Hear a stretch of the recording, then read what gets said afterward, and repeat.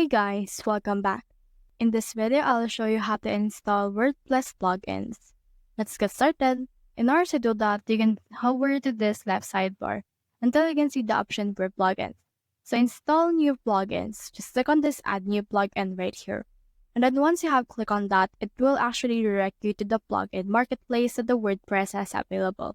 So you can try searching right here for the plugin that you want, or you can just scroll down and then look for your actual plugin that you want to install. There's a lot of plugins right here that you can install. Some are actually free, while some are paid, just like these ones. But some are actually free, as you can see right here. They are free, but this one are paid.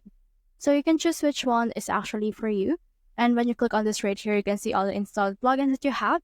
Alternatively, you can also upload some plugins that is actually not on the WordPress marketplace. When you click on this upload right here, you should be able to see this right here wherein you can actually install some plugin, but make sure that it is actually a zip file.